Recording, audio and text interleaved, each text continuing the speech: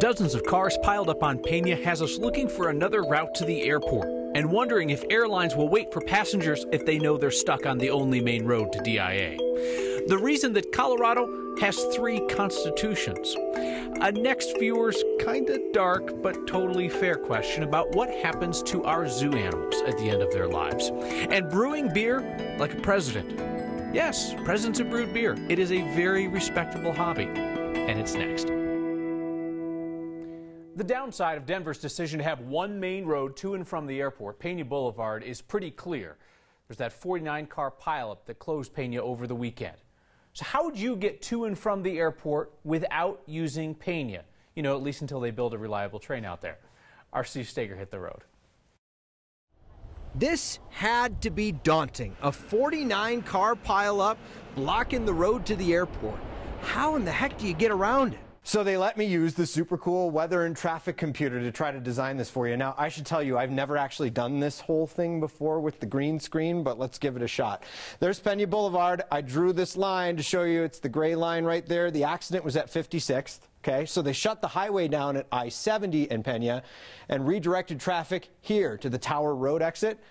Took Tower up to Peña, and that's how folks could get to the airport. People think about Peña as being the main thoroughfare, and it certainly is. And there definitely are surface streets that you can take. If you really want a tour of the area, you could take 56th all the way to Jackson Gap.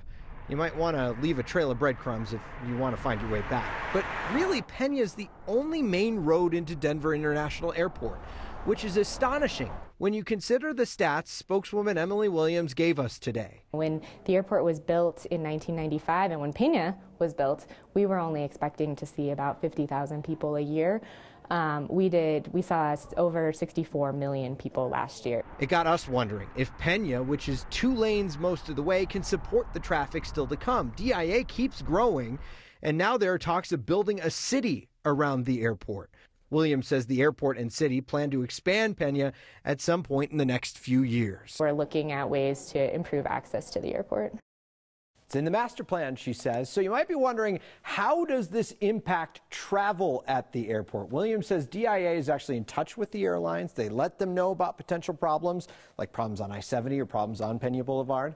The airlines then make the decision whether to cancel or delay flights because people can or can't get there. So, Kyle, on Saturday, they say there weren't many delays or cancellations because there weren't backups. When people got to Tower wasn't too backed up. People who were on Peña already behind that accident were able to get off at 56th and get over to Tower and get up. So there weren't many problems, but airlines will look into that and try to factor in should they cancel something. You have to imagine it almost have to be like a winter storm kind of shutdown before the airlines start holding planes for individual people. Yeah, and you think about it, if it's a blizzard that causes this crash, then the plane's probably not getting out. Yep, yeah. Makes sense. So. All right, thank you, Steve. Good job on that traffic map. Thank you. I appreciate that. Hey, you're suing President Trump. Not you specifically, but the state of Colorado is. So if that is the kind of thing that would impress your friends, feel free to tell them that you're suing the president. Governor Jared Polis and Attorney General Phil Weiser, both Democrats, announced today that Colorado is going to join a dozen other states which are suing over the president's national emergency declaration. They say that Colorado could lose tens of millions in military construction funds if that money goes to build the wall.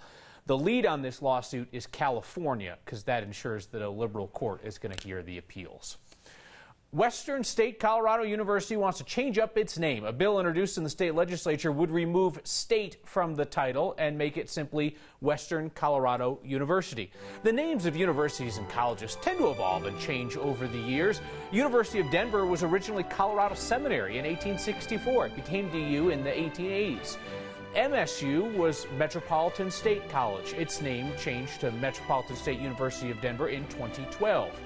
Colorado State University, of course you know, was Colorado A&M, the Aggies, until 1957, and UNC, Northern Colorado, was the State Normal School, its teacher school, until it changed its name to UNC in 1970. Colorado's Constitution is probably talked about more than most other states, seeing how we're constantly amending it at the ballot box. But you know, we never talk about our state's 2 other constitutions. Politics guy Marshall Zellinger takes a step behind the camera lens to give us a little history lesson.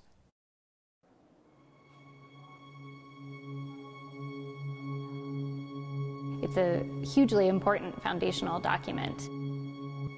December 20th, 1875, the Constitutional Convention was convened.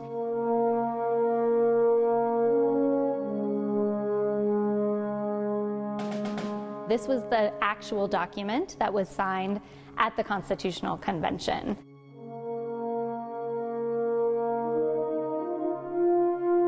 This is the original state constitution of Colorado. My name is Julie Peterson. I am a public historian and exhibit developer here at History Colorado. The Constitution itself is actually very well preserved. It's got its own page protectors. It's still a fragile, over 100-year-old document. It's on loan to us from the state archives. The state constitution was written over a period of about 3 months. There shall be a seal of the state, which shall be kept by the Secretary of State and shall be called the Great Seal of the State of Colorado. One of the things that was up for debate during the convention was how to distribute the state constitution to people in Colorado who were non-native English speakers.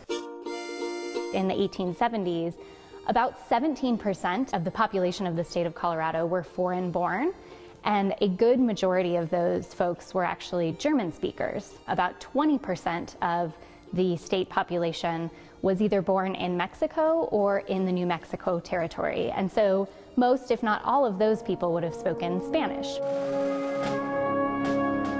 They decided that the Constitution would be published in English, German, and Spanish. This way, everyone who lived in Colorado, regardless of their origin, had access to these laws.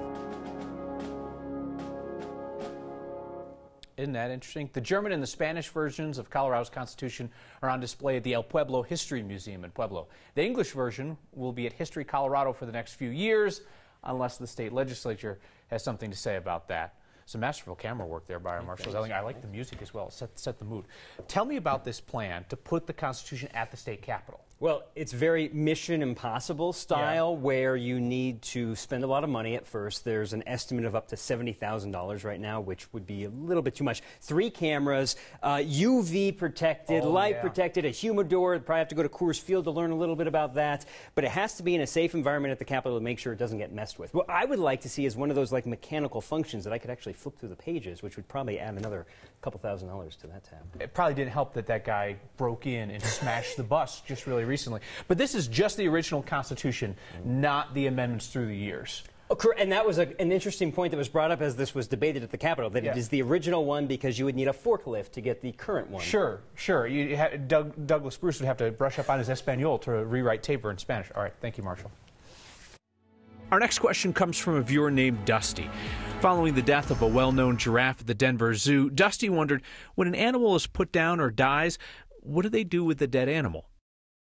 You know, Dusty, that's actually not the first time that we've been asked that question. So we called the folks over at the zoo, and of course, Masika the elephant was euthanized last week at the age of 23 with some health issues, and the zoo says it's still trying to figure out what to do with the giraffe's remains. Usually when an animal dies at the Denver Zoo, the zoo will do a necropsy to determine the cause of death, and most animals are then cremated on site. In some cases, the zoo says that it will donate the remains for research at CSU, or some go on display at the Denver Museum of Nature and Science. May I make a recommendation? Take a look back this President's Day weekend at some of Colorado's most historic places. Colorado Public Radio recently posted an article looking at 5 of the most endangered historic places in the state. They include old markets, a firehouse, and ranches. They are unique places that are worth saving, and that is the work of the Colorado Preservation Group. That's a nonprofit that identifies and works to preserve historic sites. They put out a list like this each year, hoping to raise awareness about various places. We have a link to the article on the next Facebook page. All right, let's play What Do You Say? And this time we're talking about a prominent exit off I-25 in Castle Rock. You know the sign. You've passed it before.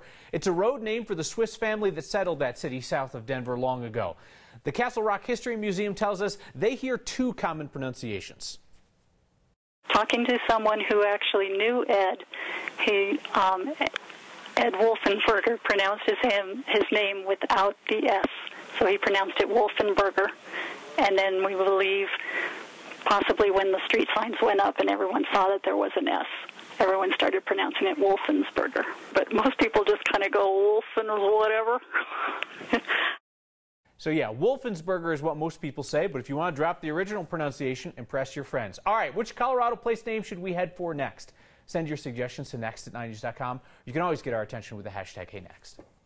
Us humans aren't the only ones with limited workout options in this frigid weather.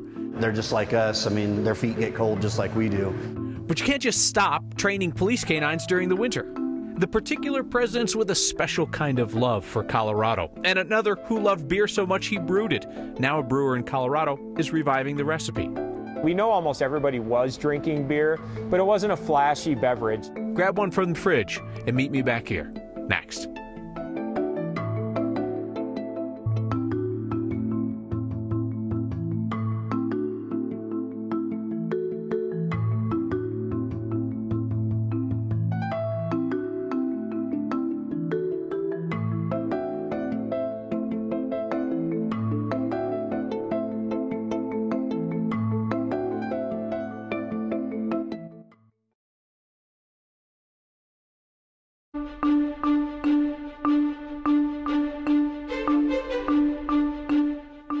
Light snow falling in the metro area tonight, but it is the temperatures falling overnight that will have you talking tomorrow. Highs today and tomorrow about half of what we'd expect for this time of year.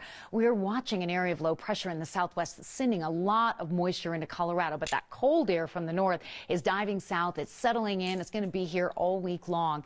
As the low dives south of Colorado, that's where the heaviest snow will fall, but some of these waves will manage to come far enough to the north that we have light snow showers in Denver tonight and then a band of heavier snow coming through in the afternoon tomorrow, so the drive time tomorrow night could be a little bit difficult with another inch or two of snow coming in about 24 hours. And another cold day coming up.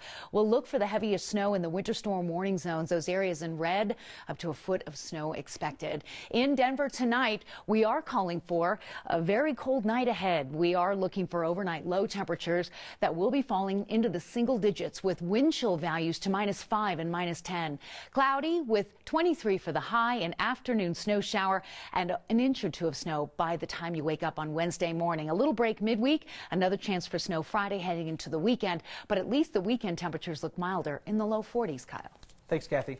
Happy President's Day. I hope that you celebrated by spending time with the presidents in your life. Presidents have had a thing for this state all the way back to 1880, when then ex-Pres Ulysses S. Grant rode the train out for a little rest and relax. Teddy Roosevelt loved him some Colorado. Hoover loved to fish here. But there were two presidents in the back half of the 20th century who really had a special attachment to our state. President Dwight Eisenhower, he loved to fish Colorado's rivers and streams. Colorado Parks and Wildlife shared this photo today. Eisenhower was married in Denver to Mamie Dowd, who grew up in Colorado Springs and Denver. There's a park named for her in the University Hills neighborhood in Denver. And then, of course, you know, President Gerald Ford, he's an avid skier and loved Vail. The town credits Ford with helping to propel it to international popularity. The Fords owned a vacation home in Beaver Creek, and they were active in the Vail area for more than 30 years. Nice place, too. Sold in 2015 for $6.65 million. George Washington tends to get a lot of credit for freeing us from the rule of the British, but if you ask me, his accomplishments as a home brewer have been overlooked. We will remedy this historical injustice with the help of our Ann Herbst and Avery Brewing in Boulder. Cheers, buddy. Well, it might be 5 o'clock somewhere. Cheers, boys. Travis Rubb Cheers, bud. is celebrating at 10 a.m. Yeah, it turned out nice. Yeah. I'll be drinking quite a bit of this. Travis is a beer archaeologist at Avery Brewing Company. Away we go. Sweet. Usually, he researches recipes that go way back. I tend to do stuff that's way more ancient, like thousands of years old. I mean, we've produced beers that are 3,800 years old. But that porter creeping down the line, I know it. that's his newest creation in every way. We're dealing with a beer that's only about 250 years old. So this is the George Washington Porter. Travis traveled to the East Coast to read up on the beer George Washington brewed and drank. What I wanted to do is dive into it a little bit more from a scholarly perspective and actually try to recreate the beer a little bit more according to kind of the methodology he would use, the equipment he might use, and actually make a beer in the same way they might have done it in the 18th century. 2 years of research later, he and the team at Avery came up with this porter, just in time for President's Day. Working with Travis over the past couple of years, he's kind of proven that almost everyone in history drank beers. Yeah, what would George Washington think about what's happening here today? I think he would be completely kind of flabbergasted by, obviously, the technology we employ to make it, but at the same time, I actually think that he might be kind of proud of what's come of it. What do you think of the cans? Pretty sweet, aren't they? Wish I was drinking out of that tankard right there. A beer fit for a founding father. Whether it's 5 o'clock in 2019. It is pretty presidential. Or in 1789. No, tangible history, drinkable history. For Next, this is Ann Herbst. It's getting thirsty in here. George Washington's beer recipe, written in his own hand, is on the Digital Public Library of America's website. If you'd like to see it, we have a link on the Next Facebook page. Homebrewers beware. A lot of people have tried to brew his recipe at home. The reviews have not been fantastic. And especially with all the winter snow, we're not able to get to our agility course that we have. I skipped working out today. They did not. And a sign of what Coloradans care about most. Next. Police work is physical, you know, and regular physical training is pretty much a job requirement. And as we know, it's not as easy in winter. It's easy to skip gym days. But today, the Castle Rock Police Department moved its workouts indoors. Here recently, we've had a lot of snow and a lot of ice, and I don't want him slipping on the ice and stuff like that while we're playing. My name's Todd Thompson with the Castle Rock Police Department Canine Unit. I've been a canine handler for about 17 years. My partner is Ronan. Ronan is a dual-purpose Belgian Malinois German Shepherd, trained in both narcotics detection and patrol work. We're currently located at the Castle Pines Animal Care Center. The staff here has looked after our police dogs for probably over 13 years. It's very important for all police officers to be at the peak of their physical fitness. Just like we work out at the gym, they can work out in these pools. Swimming is beneficial because it is highly cardiovascular while being non-weight bearing, so it's protecting his bones and joints while he's able to really engage his muscles, stretch out the muscles. My name is Kristen Purcell. I am a certified veterinary technician who is also certified in canine physical rehabilitation. Ronan is a great dog. I absolutely love working with him. He's the highlight of my weeks. He definitely behaves like a teenager. He's young at heart for sure. He's my troubled teenager. Tests me every single day. Ronin in Japanese means masterless samurai, and that's pretty much how he runs his life. Officer Thompson's been the handler for 3 Castle Rock police dogs, including Ronan. When the other 2 retired, the city sold them to Thompson for $1 apiece. The most Colorado thing we saw today, just 2 friends engaged in casual conversation, just catching up over the fence at Mary Lou's place in Loveland. Her golden retriever and one of the elk that hangs out at the golf course behind her house. I just love that. The dog has got to be like, what are you? What's the most Colorado thing you saw today? Email pictures to next@9news.com or tweet them with the hashtag #HeyNext. We are back with a sign that Coloradans have figured out how to get their neighbors to drive safely for once. And your feedback next.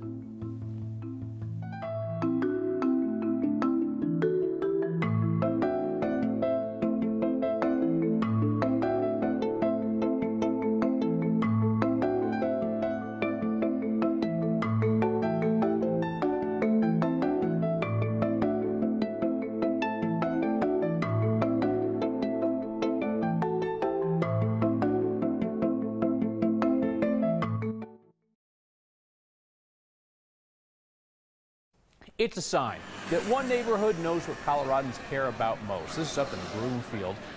Forget the children at play sign. The neighbors there say, drive like your pets live here. That will get a Coloradan's attention. Thank you to Tammy Nelson for that.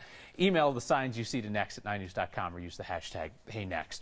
Finish with your feedback. Steve Terry tweets in, hey Next, been here 2 weeks from Australia, loving the show and the jackets. Well, welcome, Steve. Were you bummed to find that the toilets don't really swirl the other way is south of the equator? It's a total urban legend. It doesn't actually work like that. I'm sorry. My friend Steph texts, I call BS on the beer archaeologist job, while Mike Sasson tweets, what do I need to do to get a beer archaeologist job? Best job ever. Seriously.